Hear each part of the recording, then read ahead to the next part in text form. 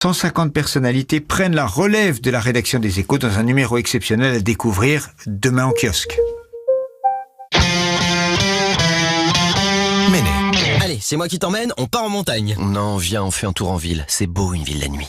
Imagine, 4 roues motrices sur la neige. Mais profitez de mon silence. De mes kilomètres illimités. De mes zéro émissions. Je sais que tu es électrique, mais moi, je suis fun à conduire. Je suis fun à conduire. Mettez fin au débat. Mini Countryman hybride rechargeable, un moteur thermique, un moteur électrique et une technologie qui les réconcilie pour vous. Affirmez votre côté hybride. Méné. 19h17, vous écoutez le grand journal du soir sur Europe 1 et au cœur de l'actualité, Wendy Bouchard, l'interrogation du moment.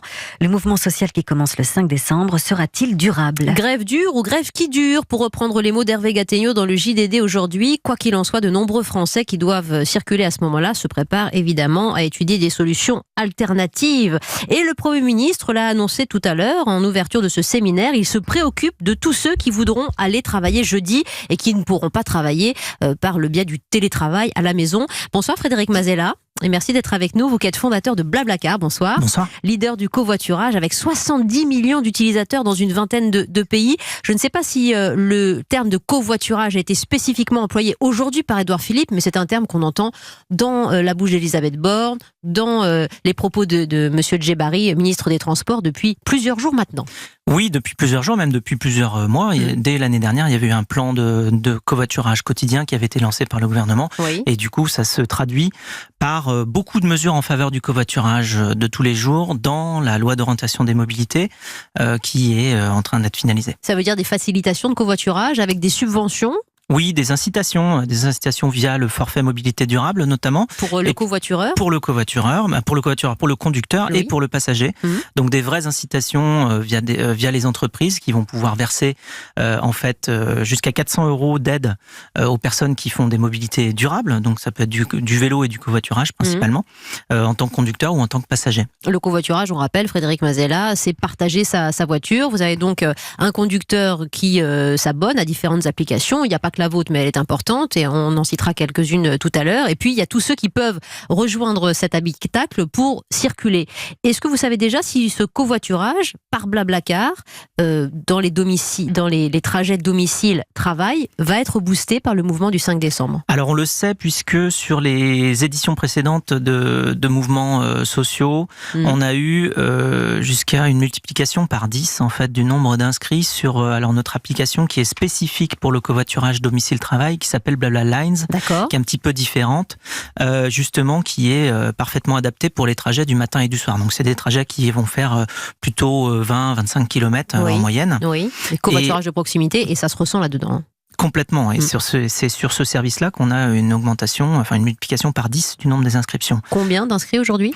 Alors aujourd'hui, justement, on arrive à 1 million d'inscrits sur cette application domicile-travail, donc de covoiturage, donc Blabla Lines. Alors qu'évidemment, sur notre grand service de covoiturage longue distance, beaucoup plus connu, Blablacar, on a 85 millions de personnes en fait dans le monde et 17 millions de Français surtout. Ah, maintenant, tes chiffres n'étaient pas à jour. Oui. C'est bien, mais ça évolue au quotidien. Frédéric Mazella, vous qui êtes le président fondateur de Blablacar, 900 000 inscrits sur les covoiturages de proximité. Il n'y a pas un gain financier très important pour le conducteur. Comment il s'y retrouve, lui ? C'est quand même facilement entre 100 et 200 € par mois d'économiser. Donc on est on arrive facilement à 2000 € d'économie sur l'année. Oui. Donc évidemment, trajet par trajet, ça va faire quelques euros. Mais enfin, quand on les met bout à bout, ça fait beaucoup à la fois pour le conducteur qui économise ses frais-là sur tous ses frais de voiture, qui peuvent être évidemment essence, péage, dépréciation du véhicule, assurance, parking, je vous en passe, les conducteurs connaissent les coûts. Et pour le passager, il évite tous ces coûts-là sur sa propre voiture s'il en a une, ce qui est très souvent le cas, ou bien sur ses autres frais de déplacement s'il faisait autrement. Vous avez créé des émules, donc Blabla Lines, c'est votre circuit à vous, Ecov, Klaxit, Caros, voilà autant autant d'applications qui peuvent justement réconcilier un petit peu ces citoyens dans ces mouvements de grève, alors que le gouvernement va aussi encourager les compagnies de taxi, les VTC à ne pas surfacturer leurs courses en situation de pénurie.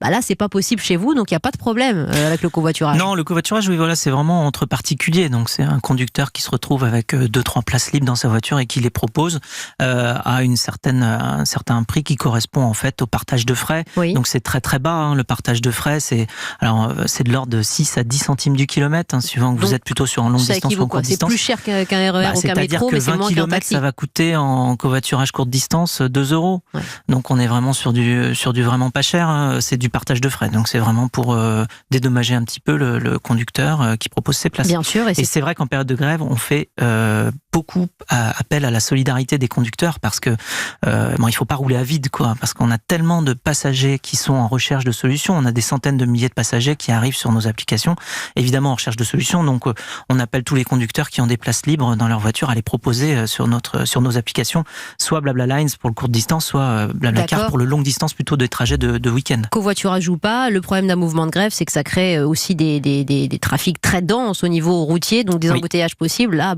vous êtes bloqué dans les embouteillages comme dans les autres. On peut pas voler au-dessus des autres voitures en covoiturage, ce serait mentir que de vous promettre ça. Bon, c'est une solution alternative, mais qui intéresse beaucoup le gouvernement. J'y reviens avec cette loi d'orientation des mobilités et des infrastructures qui pourraient aussi vous aider. Je ne sais pas si ça existe en France sur certains tronçons d'autoroute, mais au Canada, par exemple, vous avez des voies réservées au covoiturage. Est-ce que c'est dans l'optique aussi du développement français ? Alors, c'est des discussions qui sont en cours. Effectivement, en Amérique du Nord, ils ont très souvent ça. Alors, ça s'appelle soit des HOV lanes sur la côte Est, soit des carpool lanes sur la côte Ouest. Effectivement, ça a beaucoup de vertus, hein, surtout qu'on peut les ouvrir ou les fermer suivant les horaires, les pics de fréquentation, les pics de trafic. Donc, on va les ouvrir justement quand on a un pic de fréquentation pour justement inciter à partager son véhicule pendant les horaires. Alors, généralement, plutôt le matin, le matin et le soir. Ça existe sur les tronçons vers l'autoroute, vers les aéroports parisiens. Oui, ça existe sur certains tronçons d'aéroports. Ça a vocation à être étendu. C'est des discussions qui sont en cours. Ça se discute ensuite région par région, autoroute par autoroute, axe par axe. Ça prend un peu de temps. Ce qui est intéressant aussi avec vous, c'est que c'est une manière de repositionner la voiture. On ne la boute pas hors du champ social, mais on reconsidère la manière de l'utiliser. C'est-à-dire qu'on passe plus d'un conducteur solitaire à 2 ou 3, 4 passagers, ce qui aurait aussi pour avantage de réduire les embouteillages. Oui, et c'est le grand changement de considérer qu'on n'a pas forcément besoin d'être propriétaire d'une voiture pour pouvoir se déplacer. D'ailleurs, c'est un grand mouvement. Toute la jeune génération s'est bien rendu compte qu'il y avait une différence entre la mobilité et puis la propriété sur un véhicule. On n'a pas besoin de posséder forcément un véhicule pour pouvoir bouger, surtout qu'on a des applications de mobilité aujourd'hui très très très variées. Des trottinettes jusqu'aux avions, en passant par évidemment tous les autres véhicules terrestres, y compris les trains, les bus et le covoiturage. On peut tout réserver depuis son smartphone. Oui, et je note aujourd'hui que les entreprises, que les collectivités locales jouent de plus en plus le jeu du covoiturage qui vous privilégie. Il faut dire que ça arrange tout le monde, le covoiturage. C'est-à-dire que c'est à la fois des économies pour tous ceux qui le pratiquent, mais c'est aussi moins de congestion et moins de pollution, donc pour les villes.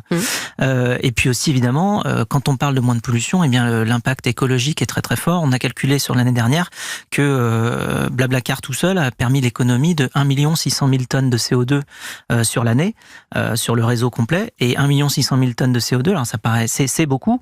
C'est en fait plus que l'intégralité des émissions de CO2 liées au trafic routier sur une ville comme Paris. Donc en comptant tout, les voitures, les bus, les camions, le périphérique, BlaBlaCar permet de compenser intégralement ces émissions-là. Donc le covoiturage va parfaitement dans le bon sens. C'est aussi la raison pour laquelle le gouvernement est en train de le pousser via la loi d'orientation des mobilités. Et aujourd'hui encore, à quelques jours de la grève, Frédéric Mazella, président fondateur de BlaBlaCar, je cite vos concurrents, ils sont importants aussi, Klaxit, Len notamment, et toutes ces applications que vous favorisez dans un nouveau marché. Merci Frédéric Mazella de votre présence en studio sur Europe 1 ce soir.